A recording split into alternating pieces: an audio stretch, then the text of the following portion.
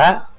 अरे तो वो तो हो गए रिटायर, यूं तो ब्रेडमैन है, इन सब का ही बाप था है भाई, जिसके एवरेज ही बंदे की 100 रही हो। और वो तो लोग, ब्रेडमैन का मैं किस्सा बताऊंगा, ब्रेडमैन 70 साल का था और तब उससे मिलने 90 साल का, सॉरी 90 साल का था, तब उससे मिलने के लिए सचिन गया।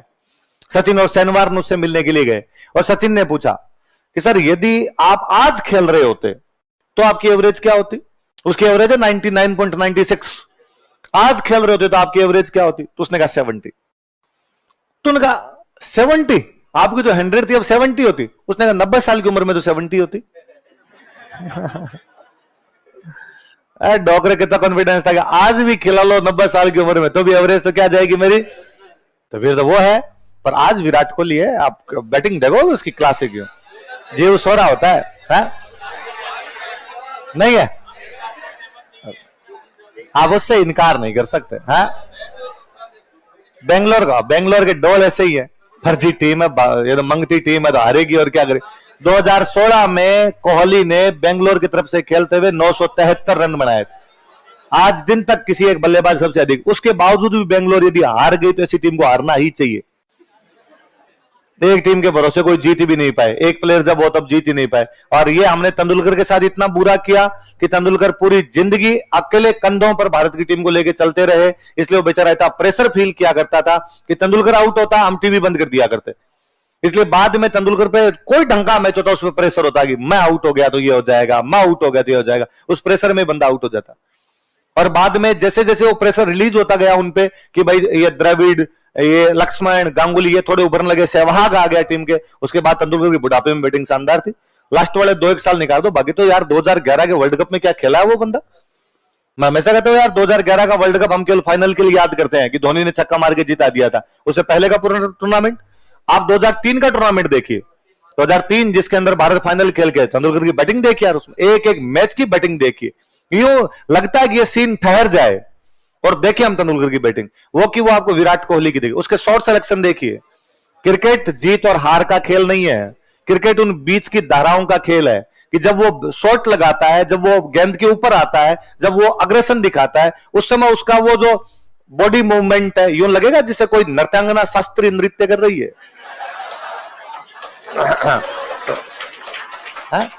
कि विराट कोहली के ऑफ स्टंप पर जितने शॉट है यूं जी करता है कि ये रुक जाए दृश्य। आज यदि धरती खत्म हो, यदि भगवान मार भी दे तो भी कोई बड़ी बात नहीं है। मैंने ये दृश्य देखा है, वो पाकिस्तान के खिलाफ मैच अब भी याद आता है कि यार 350 रन बनाने थे, 36 ओवर में इंडिया जीत के गई थी। क्या मारा उसने भयंकर। उसने किसी प्लेयर का हो सकता है कि थोड़ा टाइम खराब है, मलिंगा क्या और उसने 6 चौके मारे थे। जिस मलिंगा की बॉलें टच नहीं हो, क्या अपने ढंके ढंके बैट्समैन भी दूझते थे, कांपा करते थे, उसको मारा था उसने। तो विराट कोहली है भाई। विराट कोहली हम कई सालों में पैदा कर पाते हैं। तो ये मैं इन ऋषभ पंत को तो मेरा कभी देखने का जीव नहीं करता। ये भले एक रन बनाए, मैं हमेशा कहता हूं कि क्रिकेट ये नहीं है।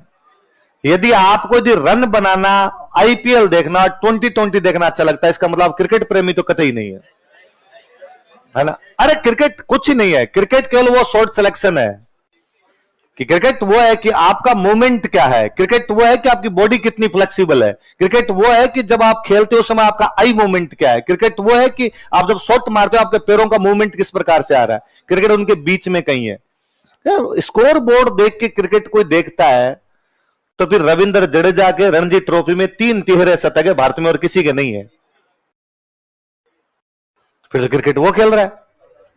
क्रिकेट बहुत अलग चीज है। आप ये तो मुझे हमेशा लगता है कि एक तो वेस्ट इंडीज वालों ने आगे दुर्गति की। तुम्हें मतलब यूं क्रिस गेल एंड ये पसंद आते हैं, तुम्हें ऋषभ पंत की बैटिंग ये पसंद आती है। धिक्कार है तुम पे क्रिकेट प्रेमियों ने, तुम्हारे बैन लगा दिया जाना चाहिए कि तुम क्रिकेट देखते हो। मुझे तो आज भी यदि अब तो मैंने ये देखना ही बंद कर दिया, बस ठीक है टीवी चलती रहती है तो देख लिए, वरना पुराने मैच देखने आज भी अच्छे लगते हैं। वो भी इंग्लैंड ऑस्ट्रेलिया वाले मैच जिनके अंदर 11 के 11 फील्डर वहीं खड़े हैं,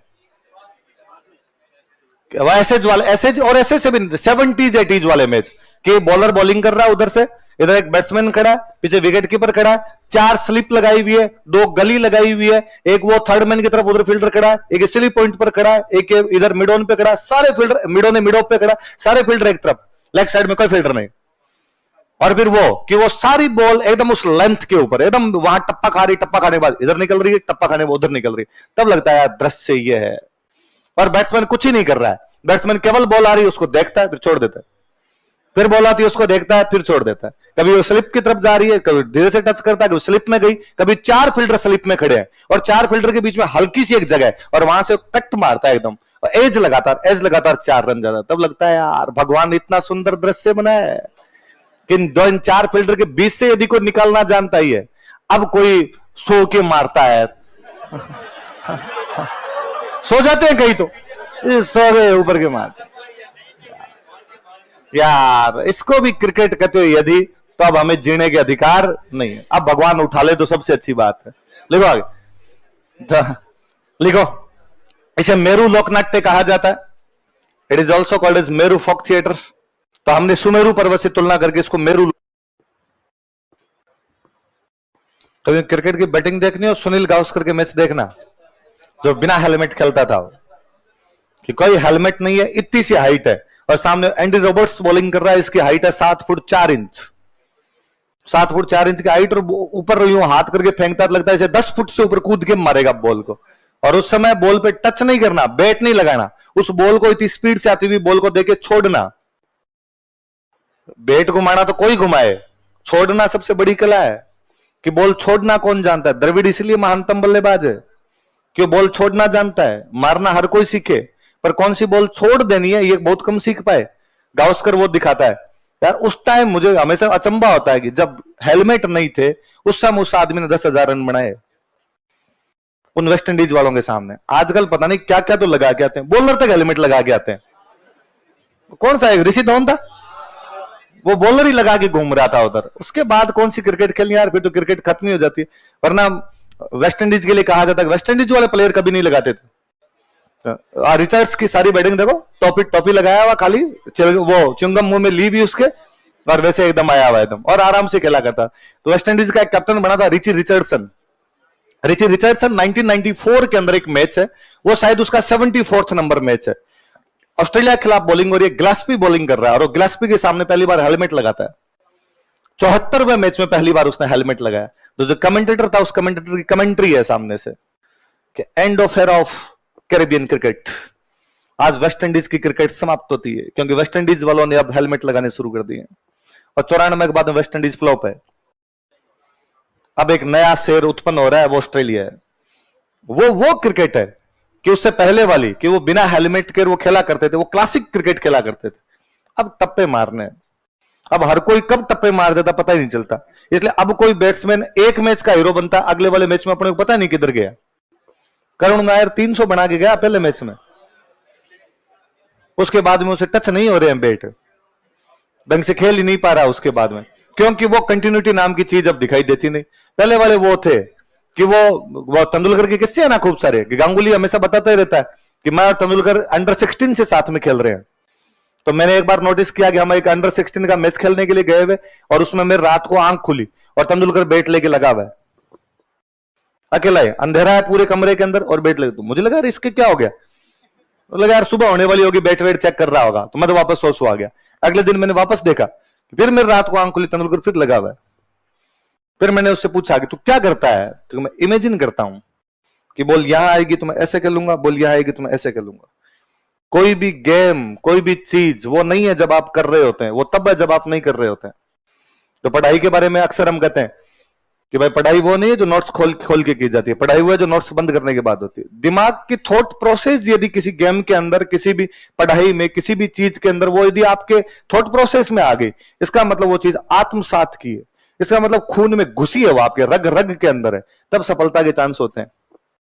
वरना आप उठ के यूं ही कभी जाते हो तो बाद में आपके करियर वैसे ही रहते हैं, वो करियर आपके सफल कभी हो भी नहीं पाते। तो तेंदुलकर के इनके अंदर वो सीखने वाली चीजें हैं कि डेडिकेशन। 16 साल का लड़का आया था, वो 16 साल का, अपने सब्जी लेने नहीं जाया जाए, उसमें घर वाले कहते हैं कि ठग ले सी,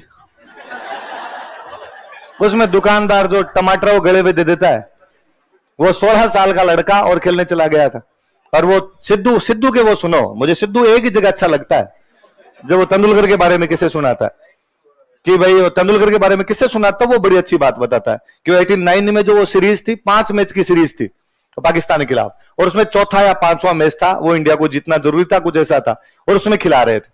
और सिद्धू कहता है कि उसमें सामने वाले सारे बैट्समैन आउट हो गए, एक मई खेल रहा था सामने, सिद्धू के रन उसमें 89 रन है, किसी सिद्धू नहीं बनाए थे उसके अंदर, नई नई शादी हुई थी, और वकार यूनुस और वसीम अकरम इतनी बुरी बॉलिंग कर रहे थे कि लग रहा था कि पत्नी के पास वापस नहीं पहुंच पाएंगे, ये मार देंगे आज। और तब 5वां विकेट गिरा, इनका पता नहीं कौन आउट होके गया, तो तेंदुलकर 6ठे नंबर पर बैटिंग करने के लिए आया। तो सिद्धू कहता है कि जब तेंदुलकर आता हुआ दिखाई दे तो मुझे लगा ठीक, अब मैच खत्म होने वाला है, क्योंकि तेंदुलकर के बाद में तो अनिल कुंबले सिरनाथ आएंगे, ये तो फटाफट वैसे ही गिर जाएंगे, और ये कल का लड़का, ये तो क्या ही बनाएगा। और तेंदुलकर आया, एक बॉल बाहर की तरफ निकली वकार यूनुस की, उसने जाने दी, सेकंड बॉल वकार यूनुस की यहां लगी, नीचे गिरा, खून, मुझे खून निकले, और मुझे लगा ये लड़का मर गया। और मैं भाग के गया, जो विकेट कीपर था वो पीछे से भाग के आया, और वो वापस बैट लेके खड़ा हुआ, और मैंने उसको आगे बाहर चला जा, इतने में हमारा फिजियो आ ही गया था, फिजियो आकर मैंने उसका बाहर चला जा, और वो 15-16 साल का लड़का मुझे मराठी भाषा में कहता कि ना मैं खेलेगा, मैं खेलूंगा, वापस खेलूंगा यहाँ पे। और मुझे लगा कि अब अगली बॉल जो है ये वापस जो वकार यूनुस, मैंने उसको वापस जाके कहा कि वकार यूनुस फिर तेरे को डराएगा, अगली बॉल तेरे टखनों पे मारेगा, ये फिर तेरे को गिराने का प्रयास करेगा, पाकिस्तान वालों में ये दया है ही नहीं, पहले तेरे को ये मारा, आपकी बार टखनों पे मारेंगे। इस बार उसने बाहर ग्लांस लिया अपना, वो एक पैर जो था वो तो क्रीज के अगले वो लाइन होती है उस पे एक बाहर ही निकाल लेता है, अगली बॉल पर स्ट्राइक ड्राइव चौका था, कि वो उसका डेडिकेशन है। उसने कहा, तो मैंने उसको जाके पूछा, कहता ही है कि मैंने जाके पूछा कि भाई ऐसा क्या क्या तूने, तूने तो कहा था टखने पे मारेगा, तो मैंने कहा टखने पे आने से पहले मार लू, टखने तक आने क्यों दे दे भाई, पीछे खड़े रहोगे तो बॉल टखने पे आएगी, यॉर्कर आएगी, आप आगे खड़े हो जाओगे तो यॉर्कर आ ही नहीं पाएगी, फुल टॉस हो जाएगी बाद में आपके लिए। या वो वेस्ट इंडीज के एक मैच का किस्सा बताता है, वेस्ट इंडीज के खिलाफ मैच खेलने के लिए गए, और वो जो पिच थी, अजरुद्दीन कप्तान, और अजरुद्दीन को मैंने जाते टाइम कहा कि मियां और कुछ भी नहीं हो, टॉस जीत लेना, और टॉस जीत के पहले बैटिंग मत ले लेना, पहले बॉलिंग ले लेना, वरना ये हरी पिच वेस्ट इंडीज वाले खा जाएंगे। और कि पहले ओवर में मैं स्ट्राइक लेने के लिए गया सामने, तेंदुलकर नॉन स्ट्राइक पे खड़ा, 6 बॉल मैं जानू और मेरा भगवान जाने कैसे खेली, उसने कहीं यहां मारी बॉल, यहां मारी। इस बार मैंने जब वो बीच में ओवर में बीच में बातचीत होती है, तो तेंदुलकर ने पूछा क्या है, तो मैंने कहा बॉल स्विंग हो रही है, और हवा में स्विंग हो रही है बॉल, तो बॉल का पता ही नहीं चल पा रहा है कि बॉल इधर निकलेगी इधर निकलेगी। तो उसने कहा ठीक है, तो मैंने कहा थोड़ा ढंग से खेलना, कि वो क्रीज के बाहर ही आके खड़ा हो गया, तो दोनों पैर ही क्रीज के बाहर, और वो बैट इधर। रिचर्डसन, पता नहीं कौन रिचर्डसन नाम करके उनका एक बॉलर हुआ करता, उसकी बॉलर उसने पहले भी छक्का मारा, तो वापस सिद्धू ने जाके पूछा क्या किया, कि तूने तो कहा था टप्पा खाने के बाद में हरकत कर रही है, टप्पा ही नहीं खाने देते, टप्पा खाएगी तो हरकत करेगी, तो टप्पा ही मत खाने दो यार, इसको हरकत करने ही नहीं देंगे। तो तेंदुलकर और विराट कोहली, ये लोग कई सदियों में जन्म लेते हैं, पंत फंत चलते ही आ जाते हैं, तुम बना लो पंत फंत जैसे। आगे लिखो तो क्या कौन कौन सी कहानियां, अकबर बीरबल, ये देखो सब कहानियां अलग अलग है, इन कहानियों में आप